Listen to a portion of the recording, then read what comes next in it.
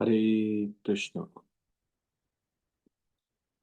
हम लोग वैदिक साहित्य से संकलित भगवान और देवी देवता की भक्ति में अंतर विषय पे चर्चा कर रहे हैं।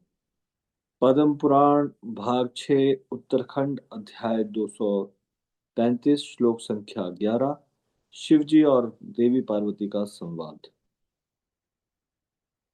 यहाँ पे शिव जी महिमा बता रहे हैं विष्णु की भक्ति का, और जो विष्णु तत्व है और उन देवताओं में अंतर बता रहे हैं। तो बोल रहे यस्तु नारायणम देवम ब्रह्म रुद्रादि देवते स्मत्वे नैव विक्षेत सपाषंडी भवेत् सदा। जो भगवान नारायण को ब्रह्मा रुद्र आदि देवताओं के समान ही मानता है वह सदा पाषंडी ही होता है। हालत में भगवान विष्णु या नारायण वो ब्रह्मा या शिव के समान नहीं है। ये सारे देवता हैं, और जो इस प्रकार से समझता है कि सब एक है वो पाषंडी है। पद्म पुराण के भाग 5 उत्तराखंड अध्याय 71 में श्लोक संख्या 90 शिवजी और नारद मुनि का संवाद। पुरा सत्य युगे देवी विशुद्धम तयोखिला यजन्ति विष्णुमेवेकम ज्ञात्वा सर्वेश्वरेश्वरम। प्राचीन काल में सतयुग में सभी विशुद्ध बुद्धि वाले लोग भगवान विष्णु की ही पूजा करते थे, क्योंकि वे उन्हें सर्वेश्वर जानते थे। तो फिर कलयुग में इतने सारे लोग देवी देवताओं की पूजा में क्यों लग जाते, या देवी देवताओं को भगवान के समान समझना शुरू कर देंगे? ऐसा क्यों होता है? हम्म? तो भौतिक सुख से प्रभावित होकर भौतिक इच्छाओं की पूर्ति के लिए देवताओं के पास जाते हैं और भगवान को भूल जाते हैं। ये बताया गया है श्रीमद् भागवतम के 5वें स्कंद के 19वें अध्याय के 22वें श्लोक में। किम दुष्करेण क्रतुभिस्तपोव्रते दानाभि दानादिभिर्वा द्विजयेन फल्गुना न यत्र नारायण पाद पंकज स्मृति प्रमुष्टातिशयेन्द्रियोत्सवात्। अनुवाद। देवता आगे कहते हैं, अब देवता खुद ही बता रहे हैं ये वाली बात। देवता आगे कहते हैं कि वैदिक यज्ञों के करने, तप करने, व्रत रखने और दान देने जैसे दुष्कर कार्यों के करने के पश्चात ही हमें स्वर्ग में निवास करने का यह पद प्राप्त हुआ है। मतलब हमने बहुत मुश्किल से ये कार्य किए, तपस्या, व्रत रखे, दान दिया, यज्ञ किए, उसके बाद यहाँ पे ये स्वर्ग में निवास करने का पद प्राप्त हुआ। लेकिन फिर बोल रहे हैं कि इस सफलता का क्या महत्व, क्या फायदा हुआ? किंतु हमारी इस सफलता का क्या महत्व? क्यों ऐसा कह रहे हैं देवता लोग? क्योंकि वो देख रहे हैं कि वो भगवान की का भजन ही नहीं कर पा रहे। भौतिक इच्छाओं से प्रेरित होके, सुख भोग आदि से आकृष्ट होकर उन्होंने इस प्रकार के तपस्या इत्यादि की, और फिर उनको स्वर्ग में निवास करने का यह पद प्राप्त हुआ। फिर ये देवता लोग आगे कहते हैं, हमारी सफलता का क्या महत्व है? यहाँ हम निश्चय ही भौतिक इंद्र तृप्ति में व्यस्त रहकर भगवान नारायण के चरण कमलों का स्मरण तक नहीं कर पाते। और भगवान का स्मरण करने में वो अनुकूल नहीं है वो जगह। स्वर्ग लोग भगवान का स्मरण, वो कह रहे हैं हम लोग स्मरण ही नहीं कर पाते भगवान का। इतना ज्यादा यहाँ पे इंद्रिय तृप्ति में व्यस्त रहते हैं, इंद्रिय तृप्ति में व्यस्त रहते हैं कि हम नारायण के चरण कमलों का स्मरण तक नहीं कर पाते। तो इसलिए जो भगवान के भक्त हैं वो कभी भी स्वर्ग लोक नहीं जाना चाहते। क्योंकि स्वर्ग लोक में जाके ज्यादा, जब इंद्रिय तृप्ति भोगों के बीच में रहकर बुद्धि मलिन हो जाती है, भगवान का स्मरण नहीं हो पाता, और फिर ये देवता लोग भोग भोगने के बाद इस संसार में गिर जाते हैं, फिर मनुष्य बन जाते हैं दोबारा से। जैसे कि भगवत गीता में बताया गया, क्षीणे पुण्य मर्त्य लोक विशंति। जब पुण्य क्षीण हो जाते हैं तो मर्त्य लोक विशंति, मतलब नीचे मृत्यु लोक में आना पड़ता है। यही देवताओं की स्थिति ये है कि ये स्वर्ग लोक में भोग भोगते हैं। तो जितना ये कठिन दुष्कर कार्यों से, जैसे कि बहुत मुश्किल से इन्होंने स्वर्ग का पद प्राप्त किया, देवता का पद प्राप्त किया, बहुत सारे वैदिक यज्ञ करके, तपस्या करके, व्रत रख के, दान दे के, ऐसे दुष्कर कार्यों को करके देवताओं का पद प्राप्त किया, और उसके बाद वहां पे जाके बिल्कुल भगवान का विस्मरण हो गया। इतने व्यस्त रहे, एक के बाद एक इंद्र तृप्ति के ऐसे कार्यकलापों में इतने मग्न रहेंगे कि उसके बाद भगवान का भजन नहीं कर पाएंगे। और भगवान का भजन नहीं कर पाएंगे तो उसके बाद इस संसार में गिरा दिए जाएंगे जीवात्मा के रूप। मृत्यु लोक में आना पड़ेगा। तो इसलिए भक्तों को ये बात पता होती है। इसीलिए आपने देखना, भक्त लोग कभी स्वर्गवासी ऐसे नहीं लगाते। जैसे उनके कोई घर में बुजुर्ग श्री छोड़ता है, तो उनको लगता है ये इस प्रकार से स्वर्गवासी नहीं है, गोलोकवासी लगाते हैं, या तो गोलोकवासी या वैकुंठवासी, ऐसा उनके नाम के आगे लगाते हैं। स्वर्गवासी कहने में भी ऐसा लगता है जैसे ओह, स्वर्ग की प्राप्ति, स्वर्ग नहीं चाहिए। हम्म। जो इस संसार के, भौतिक संसार के लोग हैं, वो सोचते हैं स्वर्ग प्राप्त करना बहुत बड़ी बात है, लेकिन स्वर्ग प्राप्त करने की तरफ दृष्टि भी नहीं देते भक्त लोग। स्वर्ग प्राप्त करने की इच्छा भी नहीं रखते, और भौतिक भोगों के प्रति भी जब बहुत दृढ़ हो जाते हैं भक्ति में, इस संसार में भी भोगों की इच्छा नहीं रखते। इस संसार में भी वो सोचते हैं कि बहुत ज्यादा संसार के भोग नहीं चाहिए, बहुत ऐश्वर्य नहीं चाहिए, बस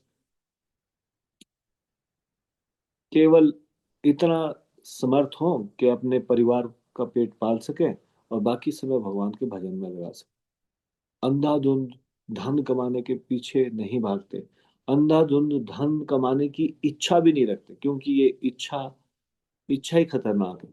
जैसे ही अंधाधुंध धन, बहुत ज्यादा धन कमाना, धन कमाना, धन कमाना, इसकी इच्छा होती है, उसके बाद फिर वो भगवान का भजन नहीं कर पाता। इस ये इच्छा उसको भगवान का भजन नहीं करने देती। इसलिए भक्त लोग जानते हैं समय सबसे ज्यादा महत्वपूर्ण है, समय।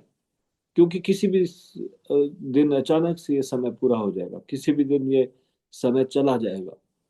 और फिर भगवान का भजन करने के लिए जो हमें सबसे महत्वपूर्ण चीज मिली है, वो है मनुष्य शरीर में समय मिला है, मनुष्य मनुष्य शरीर मिला है। और ये जो भी समय मिला है वो भगवान का भजन करने के लिए मिला है। इसलिए धनोपार्जन में ज्यादा समय नहीं लगाना चाहते। कौन सा कार्य करते हैं? वो कार्य जिसको करने मात्र से अपना जीविका का जीविकोपार्जन हो सके, बस। इतना धन कमा सके जितना कि परिवार को पालने के लिए। इससे ज्यादा, बहुत ज्यादा कमाना है, इसके पीछे नहीं भागते, इसमें समय नहीं लगाते। समय किस में लगाते हैं फिर? समय लगाते हैं भक्तों के संग में, भगवान का नाम का उच्चारण करने में, भक्तों के संग में कृष्ण की कथा सुनने में, भक्तों के संग में भगवान के धाम यात्रा करने में। इस प्रकार से अपना धन और अपना समय इन महत्वपूर्ण कार्यों में लगाते हैं, और इस प्रकार से कृष्ण चेतना में स्थिर हो जाते हैं, और कृष्ण चेतना में स्थिर होके भगवत धाम चले जाते हैं। तो यहाँ पे देवता लोग अपनी स्थिति बता रहे हैं। ये पांचवें स्कंद के, आप इसको अगर अलग से पढ़ना चाहें तो पढ़ सकते हैं। पांचवें स्कंद के 19वें अध्याय का 22वां श्लोक में देवता लोग ये स्थिति बता रहे हैं अपनी। कि हमने बड़ा कठिन परिश्रम किया, लेकिन किसके भोग इच्छा से, तो क्या मिला? स्वर्ग मिला। और स्वर्ग मिलके अब जब स्वर्ग प्राप्त हो गया है, तो अब उनको रियलाइज हो रहा है, क्या रियलाइज हो रहा है? कि क्या सफलता हुई, क्या महत्व हुआ, इस ये जो स्वर्ग प्राप्त हो गया तो उसका क्या महत्व, क्यों ऐसा महसूस हो रहा है इनको? क्योंकि वो चाहते हैं कि भगवान के लिए थोड़ा समय निकालें, लेकिन वो कह रहे हैं, खुद से ये देवता लोग कह रहे हैं कि अत्यधिक इंद्रिय तृप्ति के कारण, अत्यधिक इंद्रिय तृप्ति के कारण हम उनके चरण कमलों को लगभग विस्मृत ही कर चुके हैं। हम निश्चय ही भौतिक इंद्रिय तृप्ति में व्यस्त रहकर भगवान नारायण के चरण कमलों का स्मरण तक नहीं कर पाते। इतने व्यस्त रहते हैं अन्य कार्यों में, भौतिक भोगों में, इंद्रिय तृप्ति में, कि भगवान का स्मरण नहीं कर पाते। तो इसलिए इन देवताओं के कहने से हमको ये एकदम से हृदय में बिठा लेनी चाहिए बात, मुझे ज्यादा भौतिक सुख नहीं चाहिए। इस प्रकार से मन में भाव भाव ये बात बिठा लेनी चाहिए। देखिए, जो भाग्य में होगा पिछले जन्मों के कर्मों से वो तो प्राप्त होगा। अगर आप कुछ नहीं करने में, ये चीज को बिठा लेना चाहिए कि ये समय ज्यादा महत्वपूर्ण है, धन से ज्यादा महत्वपूर्ण है। क्या भगवान ने जो समय दिया है, तो मुझे कोई ऐसा नौकरी या फिर ऐसा बिजनेस नहीं करना जिसमें मेरा समय चला जाए। हम्म। ऐसा कोई कार्य करना है जो भी जीविकोपार्जन का, जिसमें मेरे पास समय रहे अपने लिए, ताकि मैं उस समय को भगवान में लगा सकूं। और समय बहुत महत्वपूर्ण है, बड़ा मूल्यवान है, क्योंकि आस्ते आस्ते शरीर अस्वस्थ हो जाएगा, शरीर कार्य नहीं कर पाएगा। तो हमने जो अभी भजन किया होगा, तो उसकी प्रैक्टिस के कारण हम भगवान का स्मरण कर सकेंगे मृत्युशैया में लेट कर भी।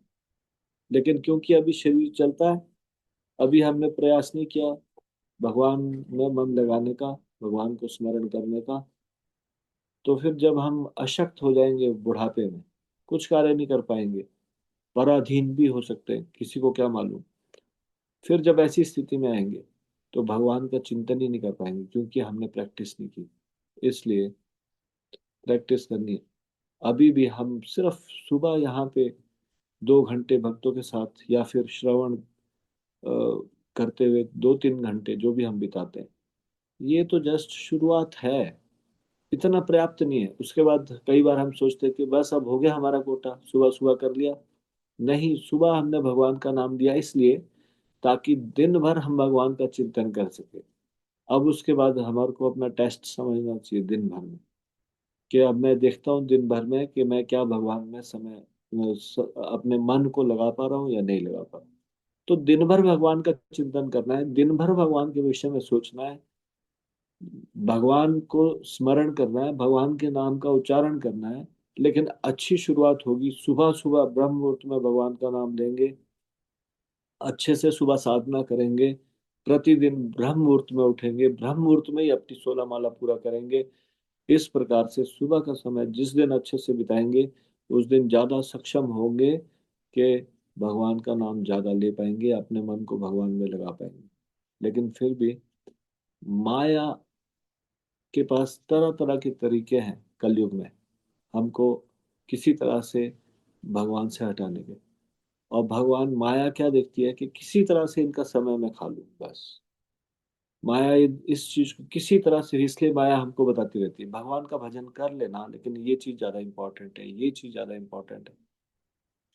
और फिर अभी कलयुग में तो इस प्रकार से मोबाइल एक सबसे बड़ा दुश्मन है भक्ति में, क्योंकि मोबाइल में ही समय बीत जाता है, लोगों से सोशलाइजेशन, रील देखना, यूट्यूब देखना। तो हमको एकदम से सतर्क होना चाहिए।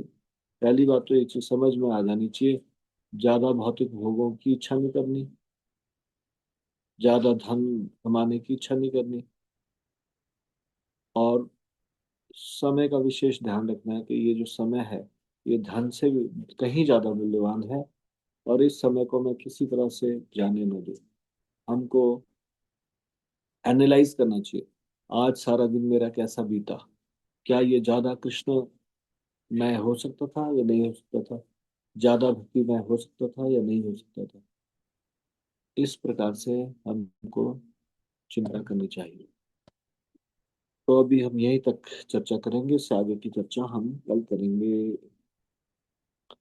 श्री हरिनाम संकीर्तन की जय, श्री राम प्रभु की जय, शिल प्रभुपाद की जय, निताई गौर प्रेमानंदे, हरि हरि बोल।